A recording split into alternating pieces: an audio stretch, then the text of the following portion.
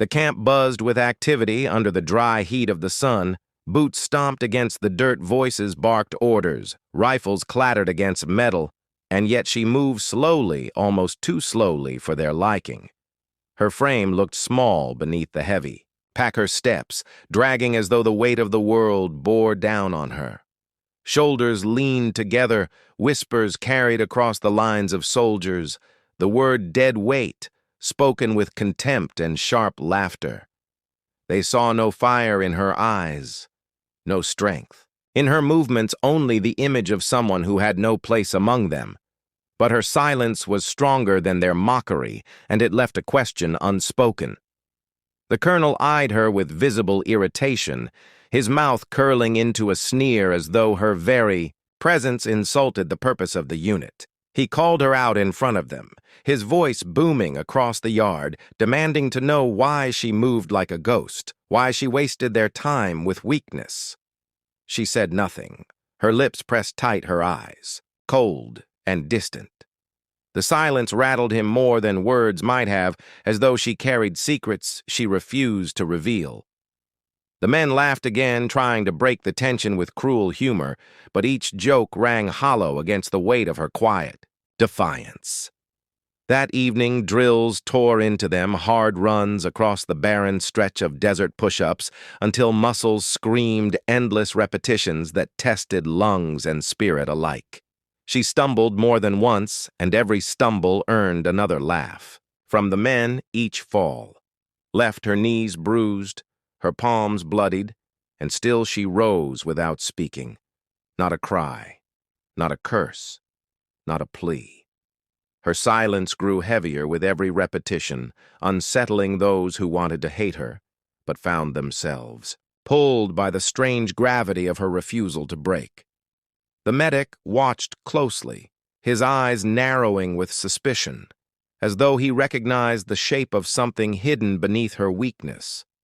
When the sun fell and the fires burned low, the soldiers gathered around, trading stories of combat and survival, boasting of their scars and kills. She sat apart in the shadows, her arms folded, her gaze fixed on the ground. They mocked her again, calling her decoration, not soldier, claiming she was nothing, more than a liability in uniform. One reached for her wrist, intending to drag her into their circle, to force her humiliation, but his hand froze mid-air as the firelight caught something beneath her sleeve. A faint sequence of etched numbers shimmered. Against her skin, burned deep into flesh like an unspoken code, and his laughter died in his throat. The others leaned forward, their amusement turning to confusion, their whispers sharp with curiosity. What was that? They asked, their voices no longer mocking but uneasy. She pulled her sleeve back down slowly, her face calm as stone, her silence unbroken. Yet the brief glimpse had already set their nerves on edge. Numbers carved with precision like a language only few could understand. Not tattoos, not decoration, but something colder, something lethal. The medic's eyes narrowed further. His breath caught as though he had seen those numbers before in places the others could never imagine. He said nothing, but his silence spoke louder than words, and it left the men restless. By morning, the whispers had spread through the camp like wildfire. They called her Deadweight still, but the word no longer carried the same sting now. It was laced with something else, fear perhaps, or doubt. They wanted to ask about the numbers, but none dared approach her directly. The colonel demanded answers again, his patience thin, his pride wounded by her unshakable silence. She met his gaze without flinching, without word or excuse, and the tension between them stretched like wire ready to snap. The medic watched from the side, his fists clenched as though preparing for the moment when truth could no longer be denied. The day's drills grew harsher, the colonel driving them with merciless intent, determined. To break her in front of the men, he made her carry double the weight, forced her through the mud, dragged her to the front of every run. Her body trembled with exhaustion, her breaths shallow and strained, yet her silence remained. She did not give. Him, the satisfaction of a sound, not even in pain.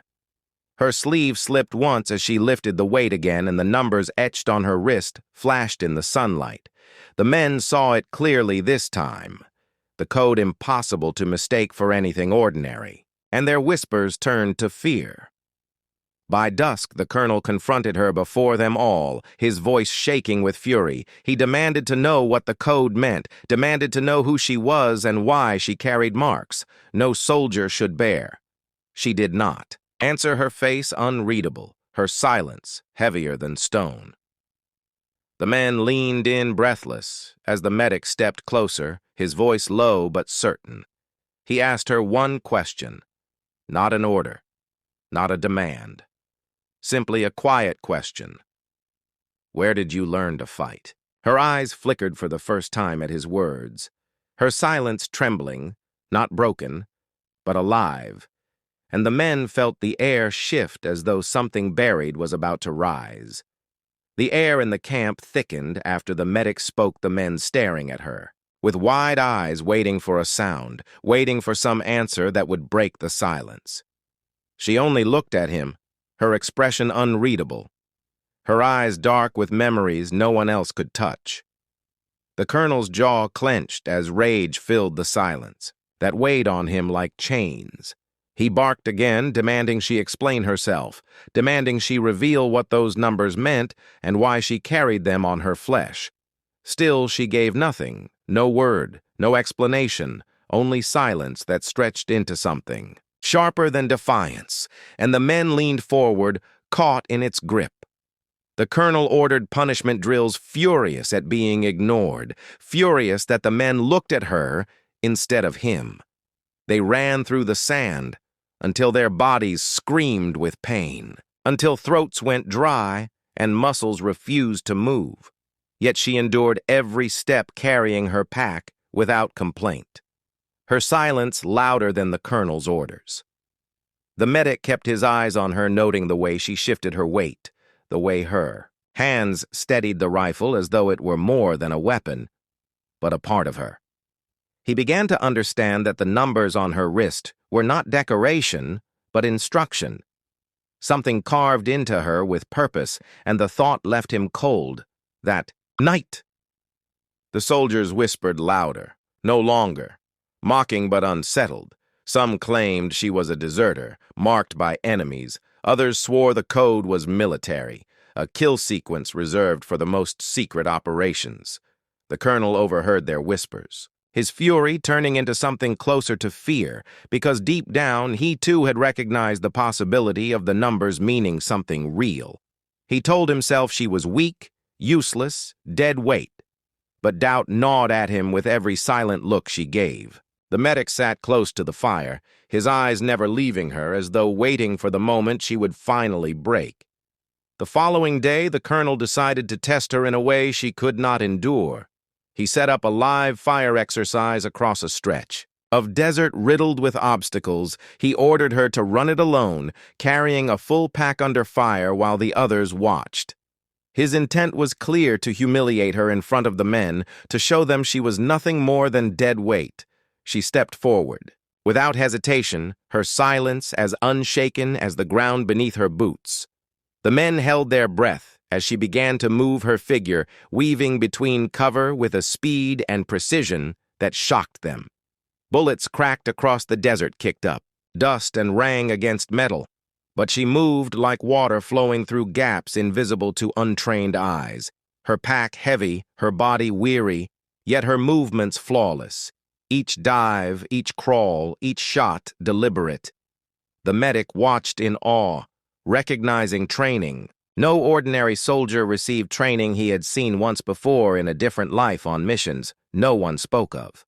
The men gasped as she reached the end without a scratch, her silence more deafening than the gunfire that had filled the desert moments. Later she stood tall at the finish, her eyes fixed on the colonel, who now looked away. That night the fire flickered, and the men sat in uneasy silence, glancing at her from time to time. They no longer dared to call her dead weight, no longer dared to laugh, for they had seen something none of them could explain. One of them whispered about the numbers again, asked aloud what kind of person would carry a kill code on their wrist. The medic answered, not with certainty, but with a quiet voice that cut through the night, saying only that those codes did not belong to regular soldiers. The words hung heavy in the air, pressing down on them all as they looked at her. The colonel erupted with fury, declaring it nonsense, swearing that no soldier under his command would ever carry such marks.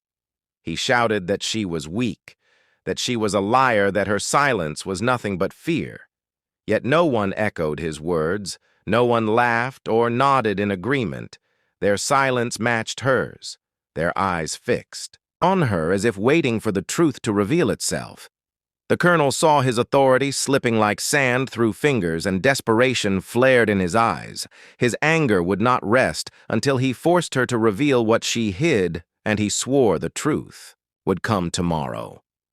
When morning came, he announced a new trial, more brutal than before, a night march through the canyon without food, without rest, burdened with full gear, and watched closely by him.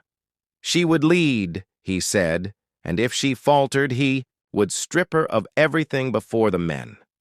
She adjusted her pack calmly, her silence unbroken, though her eyes flickered toward the medic for only a second. The medic nodded once, a silent exchange of understanding that no one else caught. The march began into the shadows of the canyon, the men following her steps. And though none spoke, all felt the truth pressing closer and closer, waiting to strike.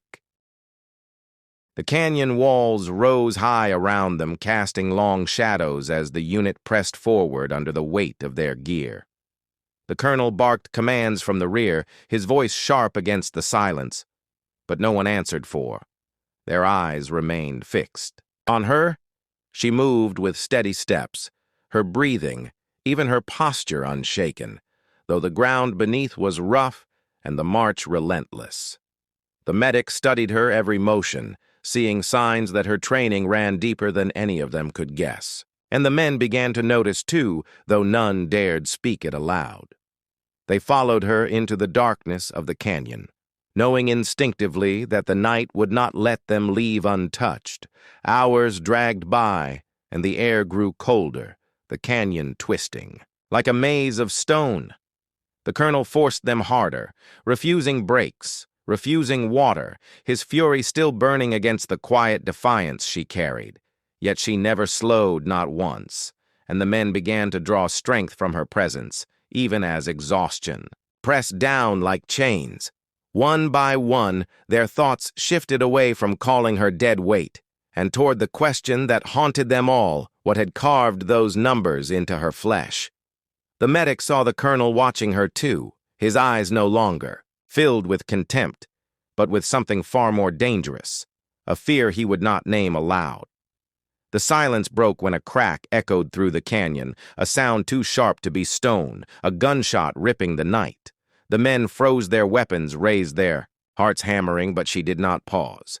Instead, she dropped into cover behind a jagged rock, motioning with one hand for the rest to follow. The colonel shouted for order, furious that she dared give direction, yet the men obeyed her without hesitation, instinct driving them to trust her stillness and her eyes that seemed to cut through the dark. Another shot rang out sparks, bouncing from the canyon wall, and the truth settled heavy on them all. They were not alone. The medic crawled close to her, whispering if she knew where the threat was coming from. She gave no reply, only pointed to the high ridge where faint glimmers moved shadows, shifting like predators on the hunt. The men gripped their rifles. The colonel cursed under his breath, but she remained calm, her silence an anchor against the chaos. Then she lifted her sleeve, pulling it back to expose the numbers etched into her wrist. The medic's breath caught as he recognized them, coordinates and sequences he had seen only once, in the black files reserved for the most dangerous missions. Her silence had been her shield, but now it became their only chance of survival. The men whispered nervously around her, asking what the code meant, asking if she had been part of something they were never told. The colonel snarled that it was a lie, a trick. Yet his voice trembled, and his eyes betrayed the truth that he too recognized what those numbers could unleash. He ordered her to explain, demanded she reveal what she knew, but still, she gave nothing, only her silence and the way her hand hovered near her weapon. The shadows on the ridge shifted again, and the men realized with dawning fear that they were surrounded their training, nothing compared to what loomed above them. Suddenly, a burst of fire erupted from the ridge bullets, tearing into the canyon walls as stones splintered and dust filled the air. The men ducked, scrambled for cover, their formation collapsing under the sudden assault. The colonel roared for them to hold, yet his words fell apart in the chaos. Then she moved, rising from cover, her rifle steady, her body sliding into a stance that none of them had ever seen before. Each shot she fired cut the air with precision, dropping shadow after shadow. From the ridge, the men stared in disbelief, unable to comprehend how someone they had called Deadweight could fight like this.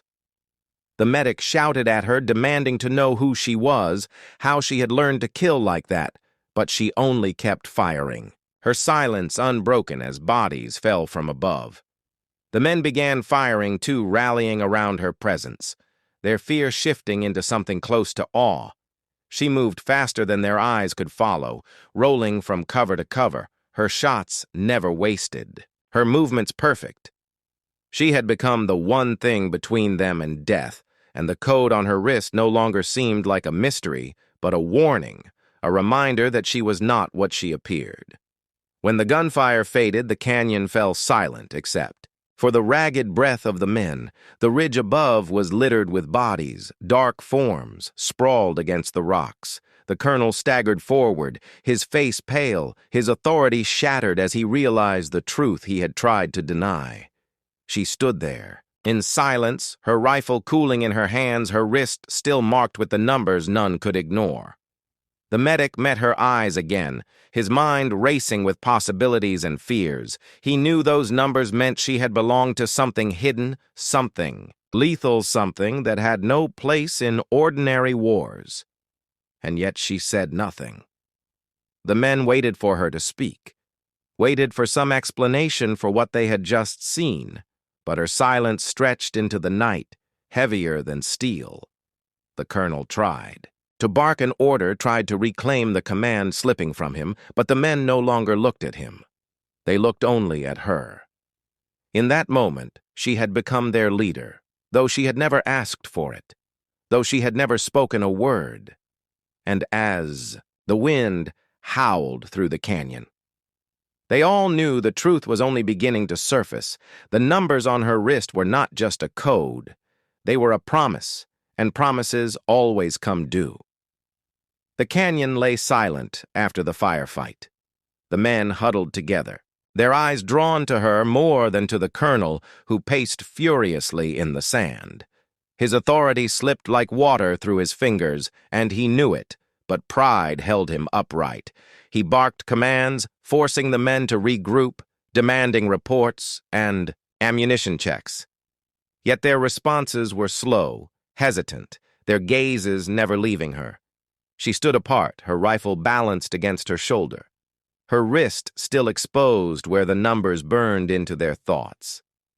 The medic studied her with quiet intensity, knowing that what she had revealed was not the whole truth, but only the edge of something deeper. The colonel decided that night he would break her once and for all. He ordered her into the center of the camp, demanding she explain the code that twisted the men against him. She gave nothing, not a word, not a glance, just the same unshaken silence that cut through him more than defiance ever could. He shouted at her, accusing her of treachery, of lies, of deception meant to tear his unit apart. Yet the men did not echo his anger. Their eyes locked on her as though she carried an unspoken authority greater than his. Every breath of silence grew heavier until even the colonel could feel it pressing into his bones. The medic stepped forward, trying to calm the storm, suggesting they needed her skills, that the numbers were not danger but protection. The colonel turned on him furious, calling him a fool, accusing him of being bewitched by silence. The men shifted uncomfortably unsure, who to follow their loyalty torn between command and instinct. The medic refused to back down his gaze, steady on the colonel before flicking back to her as if silently begging her to reveal the truth. Yet she only looked back at him with eyes that carried battles untold, leaving him no answers, only more questions. The night closed around them heavy with what had not been spoken. At dawn, the colonel put his plan into motion. He ordered a forced march deeper into the canyon, claiming they needed to outmaneuver their enemies, but his true intent burned clear in his expression. He would push her until she broke before them all, until she was stripped of the power her silence had stolen from him. The men obeyed his command, but their steps followed. Their trust guided by instinct more than orders. She led the line, her figure cutting through the morning haze, her movements unyielding, though the terrain grew harsher with each mile. The medic walked just behind her, noting every subtle motion, as if searching for the truth hidden in her silence. The canyon grew narrow, the walls towering higher as shadows deepened around them. The colonel marched behind, barking orders louder than before, as if to mask his fear, but the echoes carried strangely, the sound bouncing back like whispers of unseen watchers. The men grew uneasy, their weapons clutched tighter, their eyes darting at every shadow. She moved differently now, her posture sharper, her head tilting as though listening to sounds they could not hear. The medic noticed it too, the way her hand hovered near her rifle as if she already knew what was coming. The colonel ignored the warning signs, his anger blinding him to the danger that closed around them. They reached a choke point, where the path narrowed into a funnel of stone, forcing them into a vulnerable column. She stopped, suddenly raising her hand in silence, the universal signal to halt. The men froze instinctively, their eyes darting between her and the colonel, who shouted for them to move forward. When they hesitated, he roared louder, his voice echoing through the canyon like a beacon. She turned her head slowly, her gaze fixing on him with a weight that silenced even his fury. Then the air cracked with the unmistakable sound of distant gunfire, and the canyon erupted with shadows moving above them. Bullets rained from the cliffs, tearing into the rocks, sending shards flying through the column. The men scrambled for cover, their formation shattered by the sudden ambush.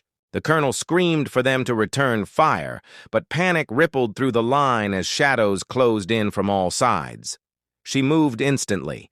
Her rifle raised her shots, precise and calm, as if the chaos did not touch her. The medic stayed close firing, when he could, but his eyes never left her movements, for they revealed a discipline beyond training, a rhythm that only came from endless repetition in battles no one else could imagine, the cod. The colonel's rage simmered long after the ambush, the men whispering quietly as they cleaned their weapons while their eyes flicked again and again toward her. The medic kept close to her side, watching for any crack in her silence. But she remained unreadable, her hands steady as she worked with precision on her rifle. The code on her wrist caught the firelight, and the men could not look away from it, some whispering prayers, others murmuring rumors that it belonged to an order of soldiers no one dared name.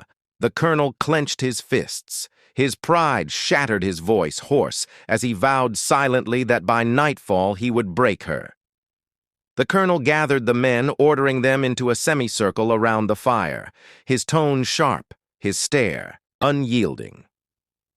He began to speak of loyalty, of chain of command, of the danger of following shadows and silence instead of his orders.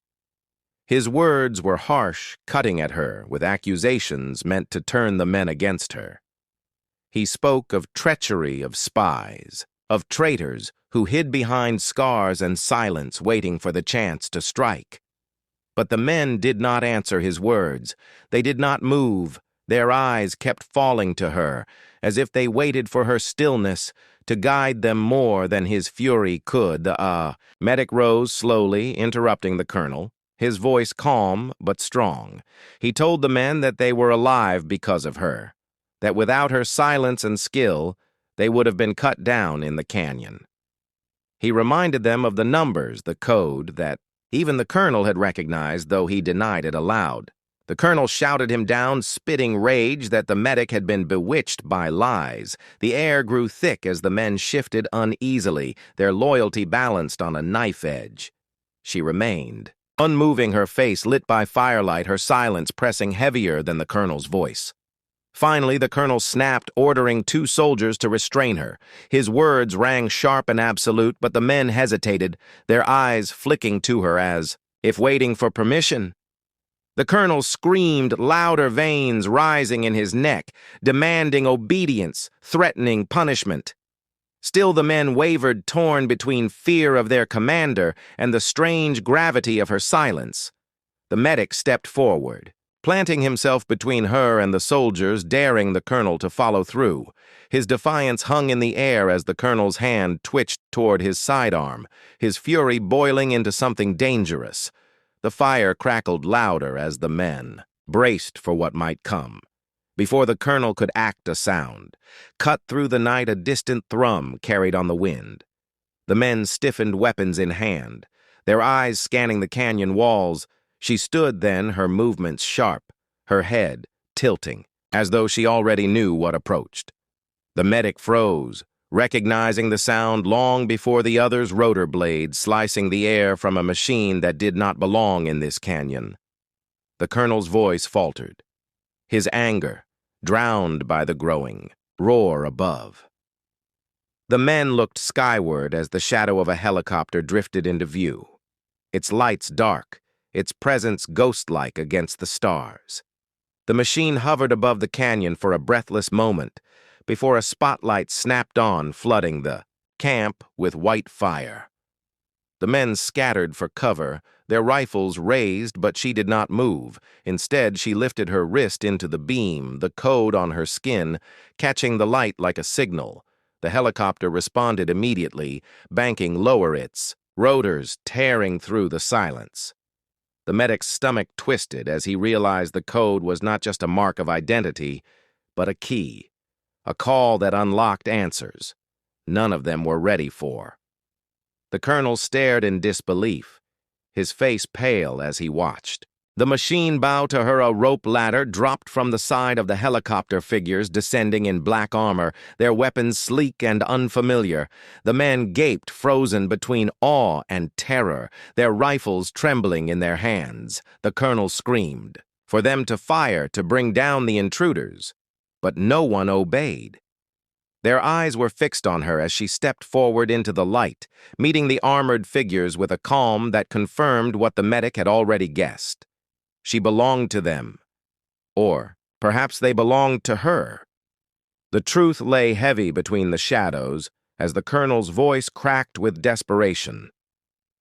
The armored soldiers did not speak, their movements silent as they surrounded her. Their leader turned his visor toward her, raising a hand in salute, a gesture that sent shivers through the men. She returned nothing. Only silence. Her wrist still raised, her eyes sharp with unreadable intent. The medic's heart pounded, knowing he stood at the edge of a truth too vast to grasp. He had wondered about the code, and now he began to understand it was more than training, more than orders. It was allegiance to a world hidden beneath the one they knew. The colonel stumbled back, his face white as chalk, realizing what this meant. The helicopter's blades thundered above the camp, drowning all sound, until she lowered her wrist and the light clicked off. The armored soldiers turned their weapons outward, guarding the camp, rather than threatening it, as though she had given silent command.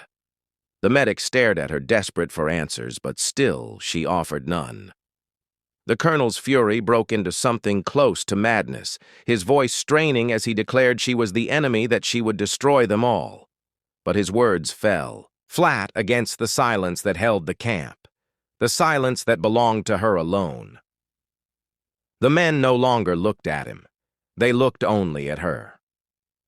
The night deepened, the helicopter hovering overhead, the armored soldiers standing guard, the camp divided. Between fear and awe, she stood at the center, her rifle slung at her side, her wrist marked with the code that had brought shadows from the sky. The medic felt the truth tightening around him, though he could not yet name it. He knew she carried a past written in silence, a past that now reached into the present to claim them all. The colonel knew it too, his eyes wild with desperation as he plotted his final move.